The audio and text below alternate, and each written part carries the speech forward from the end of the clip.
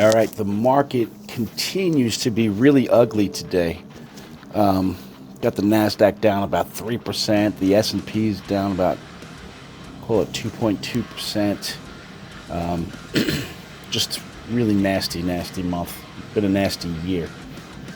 That's why I've just kind of kept the portfolio. If we take a look at our market position, I'm trying to, you'll see over the course of the next couple of days, I'm trying to decrease my downward bias in the portfolio and increase the upward bias, because at some point in time I think this market's going to at least get a little bit of a bounce back, and I want to take this opportunity to take some of the profits on the downward bias and maybe start to build up some upward bias positions in anticipation of some type of market rebound in May, maybe. All right, so a couple of things I did today. This Paramount Para, I went long the puts. I closed them out today for a gain. So if we go here to our list,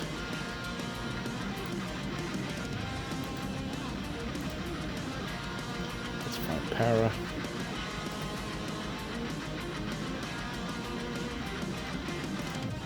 All right. So closed them out. So we had bought puts. These were the June 17th strike price, $32.50, and we bought them for $2.06, and I ended up selling the first batch a couple of days ago for $3.53, about a 71% return, and then I sold the rest today for $4, and that equates to be a 94% return on that. I also moved out of the Peloton, so this was a trade that I had done earlier this month. Did not work out, so this is going to be a loser.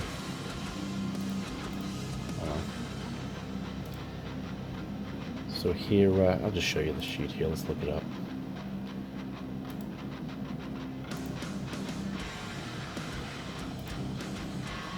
Bear with me, guys. There's a Peloton. Peloton. All right, so this was that bull call spread that we had put on, and I basically sold the June 17th calls, $40 strike price, sold them for 39 cents, and then I bought the June 17th calls, $30 strike price, bought them for $1.42. So in the end, net with this trade, we're down about 52%.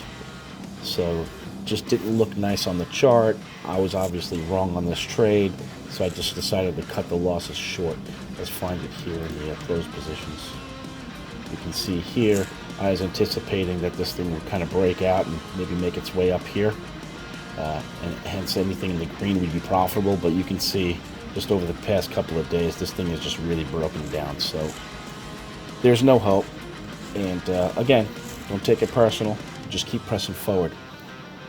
Another couple of trades today that I did. I actually took some profits off of some more of the downward bias names. Again, I'm trying to get more balanced between upward and downward bias at this point in time. So the first one I did was Intuit, INTU.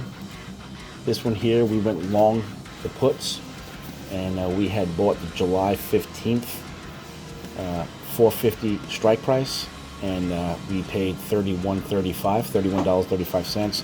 Today I sold half that position for $47.35. It's about a 51% return, so that's half off. Another one, OSH.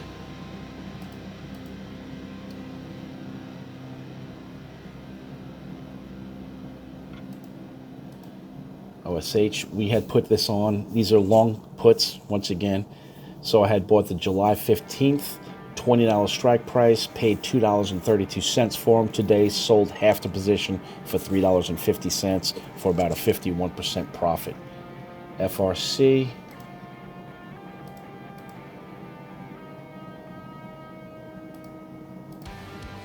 FRC long puts, once again. So on the 22nd, we had bought the June 17th puts with a $160 strike price. We paid $7.90 for them. Today I sold half the position for $12, so that's about a 52% return on that position so far. We still got half the position out there. PVH. PVH, long puts. Once again, we went out, we bought the June 17th puts. Strike price was $70, paid $3.50 for them. Today I sold half the position, sold them for $5.65. So that equates to be about a 64% return so far on that position. And the last one, the last half position I took off was GM. Again, more long puts. So General Motors. So here on the 22nd, we went long the June 17th puts, $40 strike price. We paid $2.53 for them. And today I got out at $3.83 for about a 51% return. I got the remaining other half of the position on, so we'll see where it goes. A couple new trades I did today. Take this off. So the first one here is Tesla. Tesla just looks really ugly. I don't know if it's the whole Twitter noise that's going on. I heard possibility that Musk is going to have to pledge some of his shares of Tesla to pay for Twitter. I don't know if that's the purpose of the sell-off, but it's just ugly today. You can see Tesla now is down 111 points to $887. That's a mess. All right, so what I did here was I'm anticipating that this company is going to... No, hold on. Trade list. Tesla.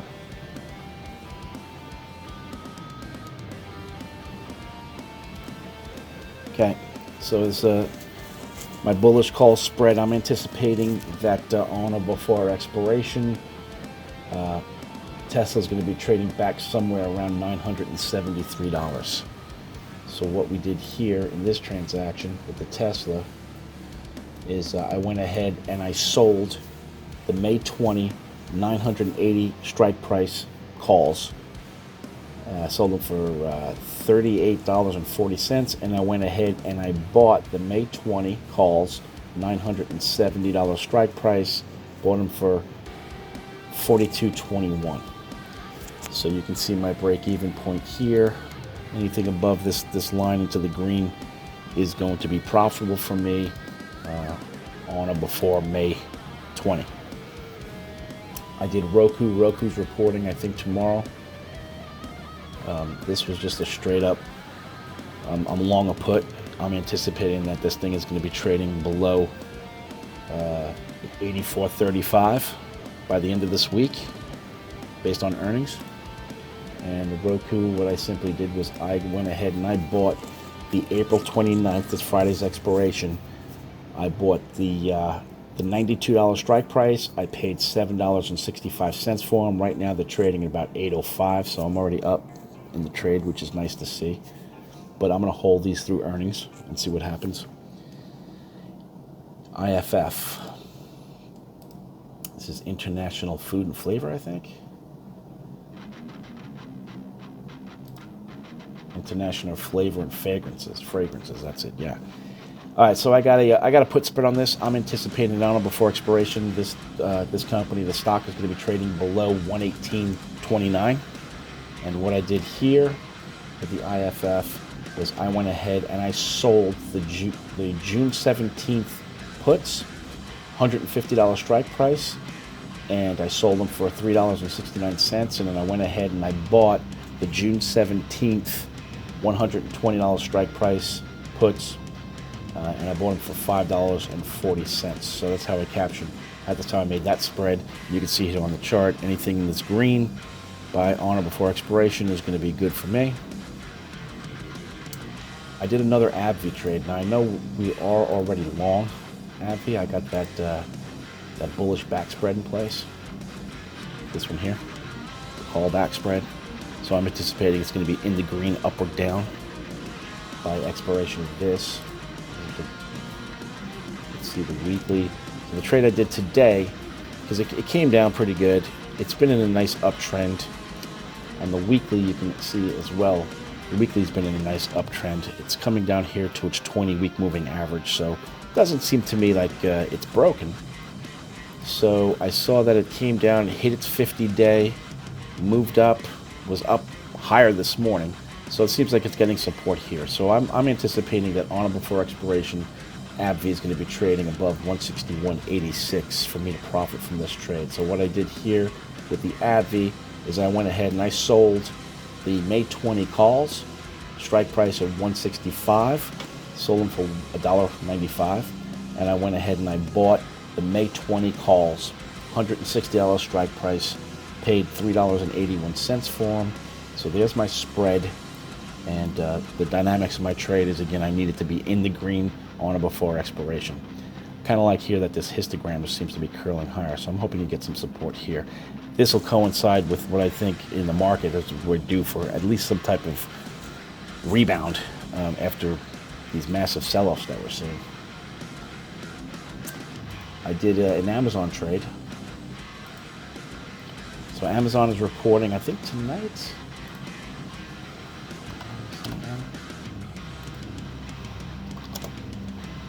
26th. No, they're reporting on the 28th. So they're reporting this week. So I think that Amazon, should they have a good quarter, will be trading north of 27.33 by the end of this week upon earnings. So spread here that I did, I went ahead and I sold the April 29th for this Friday, April 29th call puts, sold the puts, 27.35 strike for $69.85, and I went ahead and I bought the April 29th puts, strike price at 27.30, and I paid $67.92. So the spread is there. Actually, this trade is doing pretty well. It looks like I'm up about 21% in the trade since I did it this morning, so that's encouraging.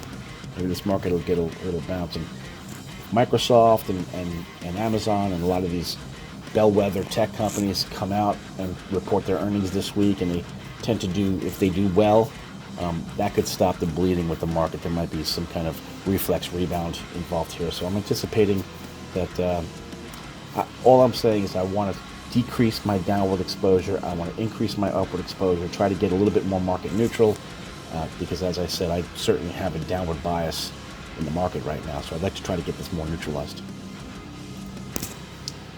And the last thing, so what I did today in anticipation of a market rebound, I just went and I bought some calls on the SPYs. So I picked up the May 11th SPYs calls, $430 strike price, and I paid $7.66 for them. I'm not doing well on the trade. The market has come off since I did this trade, but I got some time. We'll see. I certainly think that there's going to be some kind of reflex rally. All right, that's my day so far. Thanks.